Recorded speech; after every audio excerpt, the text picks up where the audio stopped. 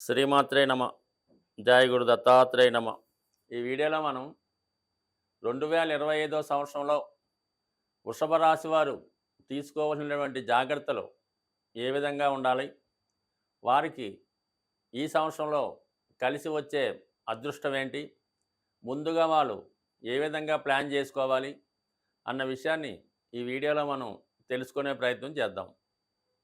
మరి కుంభరాశి వారికి ప్రస్తుతం ఉన్నటువంటి గ్రహస్థితి అంటే ఎక్కువగా మనం సంవత్సర ఫలితాలు అనుకునేటప్పుడు మేజర్ గ్రహాలైనటువంటి గురువు, శని, రాహు, కేతువు ఈ గ్రహాలనే మనం ప్రధానంగా తీసుకోవడం జరుగుతూ ఉంటుంది. మరి అటువంటిది ఈ వృషభ రాశి వారికి ఈ 2025 సంవత్సరం మార్చి 29వ తారీఖు నుంచి ఒక అద్భుతమైనటువంటి అదృష్టయోగం ఏర్పడబోతుంది. సుమారుగా మళ్ళా ఒక 30 సంవత్సరాల తర్వాత అనుకుందాం. అది ఏ విధంగా అంటే, శని భగవానుడు 11వ స్థానంలోకి ప్రవేశిస్తున్నాడు. ఈ మార్చి నెలాఖరుకల్లా వీళ్ళకి లాభస్థానంలోకి రావడం జరుగుతుంది.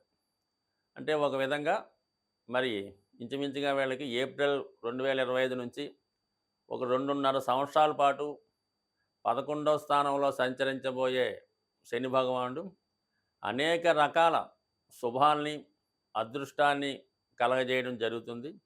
ఒక విధంగా వృషభ రాశి వారికి ఈ సమయంలో వారు లైఫ్ సెటిల్మెంట్ జరగబోతుంది. ముఖ్యంగా ప్రస్తుతం దశమ స్థానంలో శనిగ్రహ సంచారం చాలా వరకు ఈ జాతకులకి ఇంచుమించుగా మనకి ఈ సంవత్సరం అంటే 2024 సంవత్సరం మార్చి 29 వరకు వృత్తిపరంగా చాలా స్ట్రగుల్ పడడం జరుగుతుంది.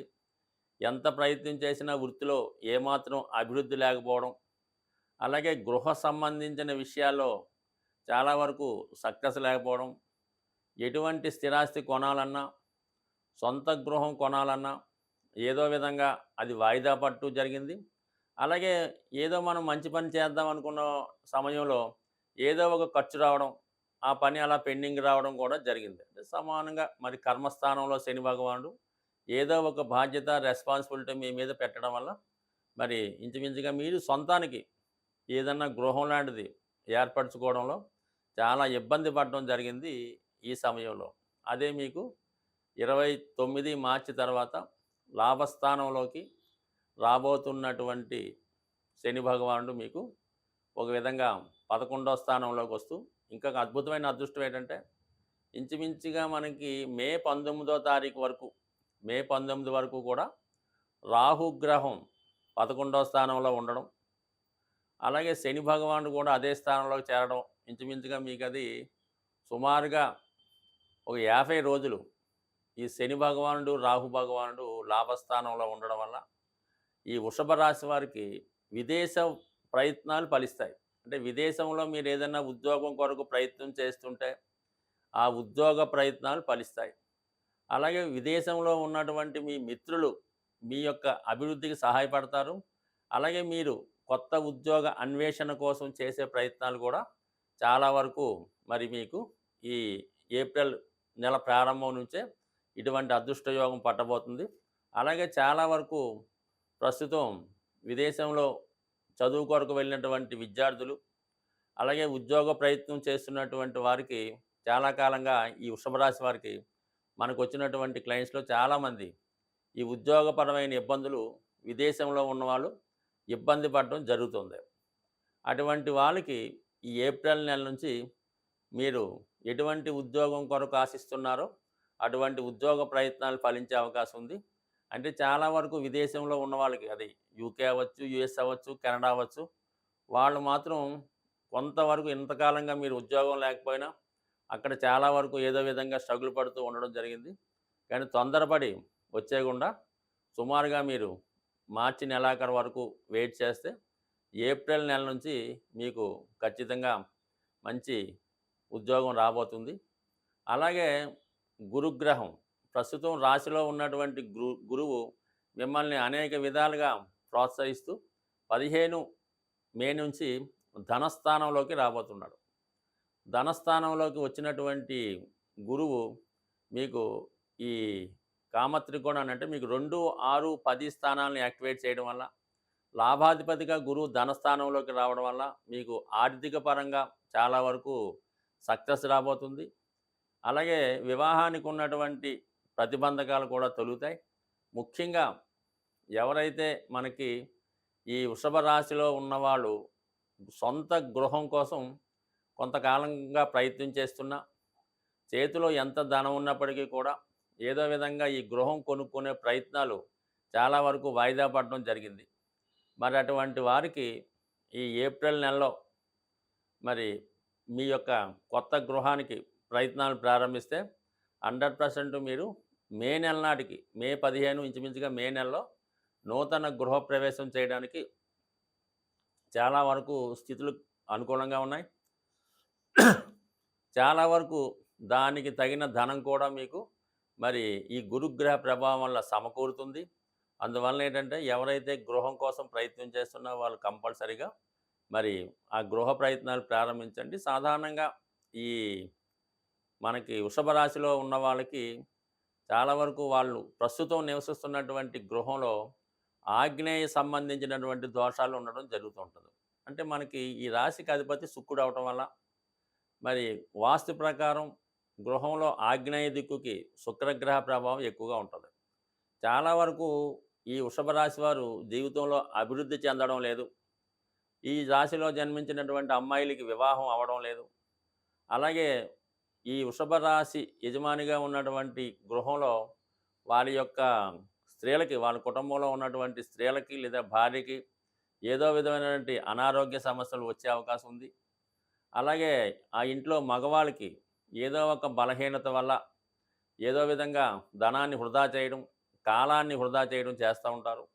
అందువల్ల ముందుగా మరి ఎందుకంటే ప్రస్తుతం కుజుని యొక్క స్థితి బలహీనంగా ఉండడం వల్ల ఈ వృషభ రాశిలో ఉన్నటువంటి వారికి ఆగ్నేయ దోషాలు కొంతవరకు ఆ ఫలితాన్ని ఇవ్వడం జరుగుతుంటుంది. కాబట్టి ముందుగా మీరు ఈ సమయంలో ఒక విధంగా ఆగ్నేయ దోషాలు సరిచేసుకుంటే మరి ఫేవర్గా రాబోతున్నటువంటి శని గురువుల ప్రభావం మీకు చాలా వరకు సొంత గృహాన్ని అలాగే రుణాల నుంచి బయటపడే సమయం ఆసన్నమైంది. స్వస్తి. 2025 సంవత్సరంలో సొంత గృహం యోగం చాలామంది రాసుల వారికి ఏర్పడడం జరిగింది.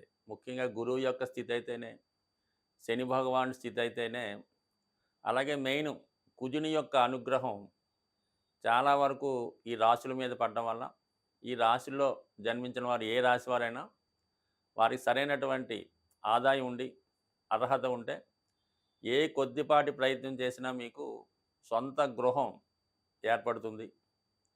మరి ఆ సొంత గృహం ఏర్పడాలంటే మీరు చేయవలసినటువంటి రెమెడీస్ ఏం లేదు.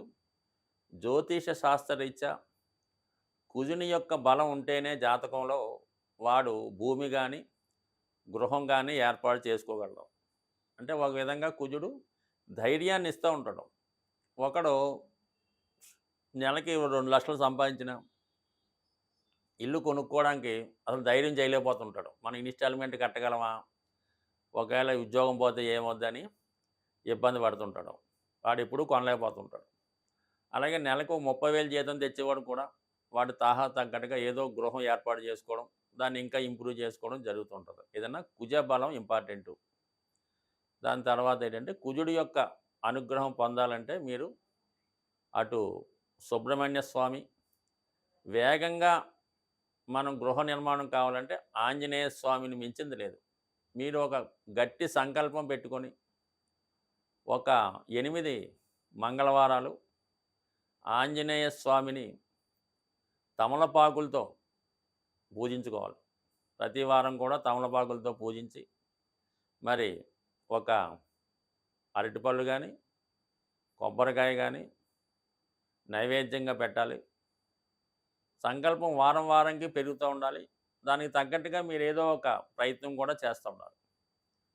అలాగే వీలుంటే కోతులకి అంటే మనకి కొద్దిగా నగరం అవుట్లెట్స్ గట్టా ఉన్నప్పుడు మరి మెయిన్ రోడ్డు మీద కాకుండా కొద్ది పక్కన తోటలాగా ఉంటే మీరు ఎంత కొనగలిగితే అంత కొంతవరకు అవి మీరు ఎంత బరువు ఉంటారో దానికి తగ్గట్టుగా అరటిపళ్ళు కానీ ఏవైనా ఫ్రూట్స్ కానీ కోతులకి ఆహారంగా పెట్టడం వల్ల మీకు తొందరగా మరి సొంత గృహం ఏర్పడుతుంది.